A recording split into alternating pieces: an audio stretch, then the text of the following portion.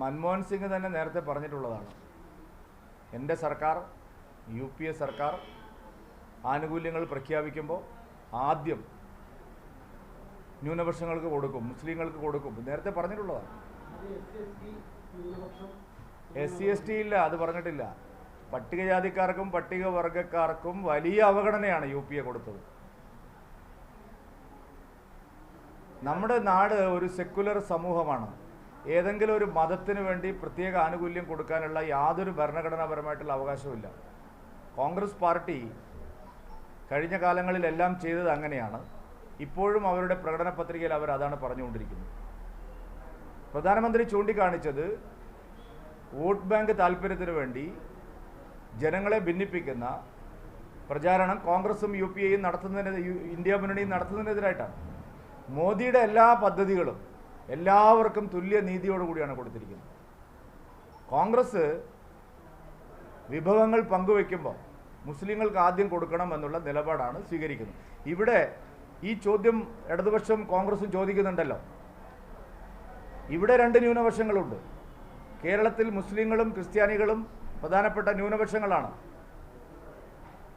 പ്രമാദമായ case തന്നെ വന്നു. വിഭവങ്ങൾ പങ്കുവയ്ക്കുമ്പോൾ 80% മുസ്ലിങ്ങൾക്കും 20% ക്രിസ്ത്യാനികൾക്കുമാണ്. 80-20 അനുപാതത്തിനെതിരായി ശക്തമായ നിലപാട് സ്വീകരിച്ചത് ഞങ്ങളാണ്.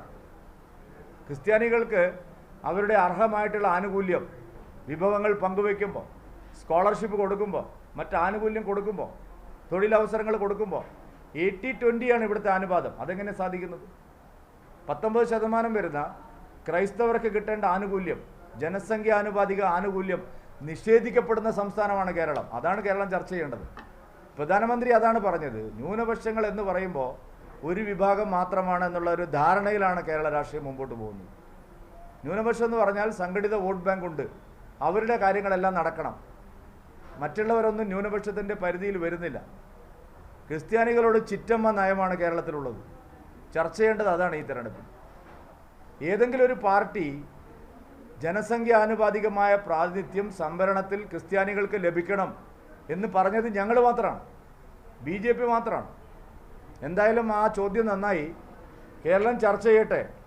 ഈ രണ്ട് മുന്നണികളും എങ്ങനെയാണ് ക്രിസ്ത്യാനികൾക്കും മുസ്ലിങ്ങൾക്കുമുള്ള സംവരണം പങ്കുവച്ചത്? അടിസ്ഥാനപരമായ ചോദ്യമാണ്. ഈ തെരഞ്ഞെടുപ്പിൽ മതന്യൂനപക്ഷങ്ങൾ ചർച്ച ചെയ്യേണ്ട ഒരു വിഷയമാണ്. ക്രിസ്ത്യാനികൾക്കും മുസ്ലിങ്ങൾക്കും അവരുടെ ജനസംഖ്യാനുപാതികമായ വിഭവങ്ങൾ പങ്കുവയ്ക്കാൻ LDF തയ്യാറുണ്ടോ? UDF തയ്യാറുണ്ടോ? ഈ ചോദ്യമാണ് ഞങ്ങൾ ചോദിക്കുന്നത്.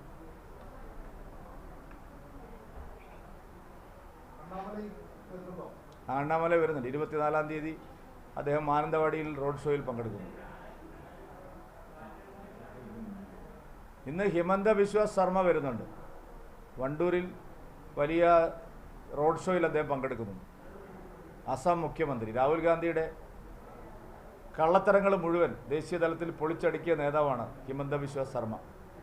എന്തുകൊണ്ടാണ് രാഹുൽ ഗാന്ധി ഹിമന്ത ശർമ്മയെ ഒഴിവാക്കിയതെന്നും അതിന് കോൺഗ്രസിനുണ്ടായ തിരിച്ചടി അതിനുശേഷം എത്ര ഉണ്ടായി എന്നും ഒരു ചോദ്യത്തിനും, അസം മുഖ്യമന്ത്രി ചോദിച്ച ഒരു ചോദ്യത്തിനും രാഹുൽ ഗാന്ധിക്ക് ഇതുവരെ മറുപടി പറയേണ്ടി വന്നിട്ടില്ല. രാഹുൽ ഗാന്ധിക്ക് നിരവധി ചോദ്യങ്ങളാണ് വയനാട്ടിൽ നേരിടേണ്ടി വരുന്നത്.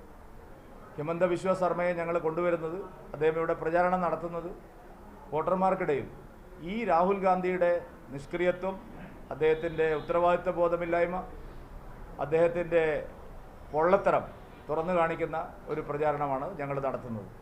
DCCയുടെ ജനറൽ സെക്രട്ടറി ഞങ്ങൾ പറഞ്ഞ അതേ ആവശ്യം ഉന്നയിച്ചുകൊണ്ടാണ് പാർട്ടി വിട്ട് BJPയിൽ ചേർന്നിരിക്കുന്നത്, സുധാകരൻ. അദ്ദേഹം പറയുന്നത് രാഹുൽ ഗാന്ധി ആർക്കും ആക്സസിബിൾ അല്ല. ഇവിടെ ആര് വിചാരിച്ചാലും രാഹുൽ ഗാന്ധിയെ കിട്ടില്ല. ജനങ്ങൾക്ക് തീരെ കിട്ടുന്നില്ല. കോൺഗ്രസ് പ്രവർത്തകർക്ക് പോലും അപ്രാപ്യനാണ്. മണ്ഡലത്തെ കൈയൊഴിഞ്ഞു, അവഗണിച്ചു. കൊടിയ വഞ്ചനയാണ് മണ്ഡലത്തിലെ വോട്ടർമാരോട് രാഹുൽ ഗാന്ധി കാണിച്ചത്. ഇപ്പോഴും ഞങ്ങൾ ആവർത്തി ചോദിക്കുന്നു, രാഹുൽ ഗാന്ധി അമേഠിയിലോ റായ്ബറേലിയിലോ മത്സരിക്കുന്നുണ്ടെങ്കിൽ എന്തുകൊണ്ടാണ് ഇവിടെ നേരത്തെ പറയാത്തത്? ആർജവമുള്ള ഒരു നേതാവാണെങ്കിൽ രാഹുൽ ഗാന്ധി വയനാട്ടിലെ ജനങ്ങളോട് തുറന്നു പറയണം, ഞാൻ പ്രത്യേക സാഹചര്യത്തിൽ അവിടെ എവിടെയെങ്കിലും മത്സരിക്കേണ്ടി വരും. അത് പറയാൻ തയ്യാറാവുന്നില്ല. മുസ്ലിം ലീഗുകാരോടും എനിക്ക് ചോദിക്കാനുണ്ട്, എന്തിനാണ് ഈ അടിമ വേല നിങ്ങൾ ചെയ്യുന്നത്? ലീഗുകാരെ പറഞ്ഞ് ധരിപ്പിച്ചിരിക്കുന്നത് ഇവിടെ പച്ചക്കൊടി ഉയർത്തിയാൽ ദേശീയ തലത്തിൽ മോദി അത് പ്രചാരണ വിഷയമാക്കുന്നതാണ്. മോദി പ്രചാരണ വിഷയമാക്കുമ്പോൾ ആർജവത്തോടുകൂടി തൻ്റെ നിലപാട് പറയാൻ രാഹുൽ ഗാന്ധിക്ക് എന്തുകൊണ്ട് കഴിയുന്നില്ല? രാഹുൽ ഗാന്ധി പറയണ്ടേ, മുസ്ലിം ലീഗ് ഞങ്ങളോട് 50 വർഷമായിട്ട് കൂടെയുള്ളവരാണ്, മുസ്ലിം ലീഗ് സെക്കുലർ പാർട്ടിയാണെന്നാണ് ഞങ്ങൾ പറയുന്നത്. എന്താ രാഹുൽ ഗാന്ധി പറയാത്തത്? അപ്പം മുസ്ലിം ലീഗ് സെക്കുലർ പാർട്ടി അല്ലെന്നും ഇന്ത്യ വിഭജിച്ച അതേ ശക്തികൾ തന്നെയാണെന്നും വർഗീയ പാർട്ടിയാണെന്നും രാഹുൽ ഗാന്ധി തന്നെ സമ്മതിക്കുകയാണ്. ഇത്രയും വലിയൊരു അപമാനം ഏത് പാർട്ടിക്കാണ് വരിക?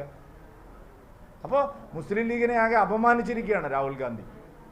രാഹുൽ ഗാന്ധി ആർജവത്തോടെ പറയണമായിരുന്നു, ഞങ്ങളുടെ ഘടകകക്ഷിയാണ്, നല്ല പാർട്ടിയാണ്, സെക്കുലർ പാർട്ടിയാണ്, ഇന്ത്യ വിഭജിച്ച അതേ പാർട്ടിയല്ല, അത് വേറെ യൂണിറ്റാണ്. എന്തുകൊണ്ട് രാഹുൽ ഗാന്ധി അത് പറയുന്നില്ല? രാഹുൽ ഗാന്ധി അതിന് പകരം ലീഗുകാരോട് പറഞ്ഞിരിക്കുകയാണ്, നിങ്ങളുടെ കൊടി തൽക്കാലം നിങ്ങൾ അടച്ചു വെക്കും, അതുകൊണ്ട് ഞങ്ങളെ കൊടിയും കൂടി താത്തിക്കെട്ടാം. ഒരു കാര്യം ഞാൻ പറയട്ടെ, ഈ കൊടി താഴ്ത്തി കെട്ടുന്നത് തന്നെ ഒരു അശുഭ ലക്ഷണമാണ്.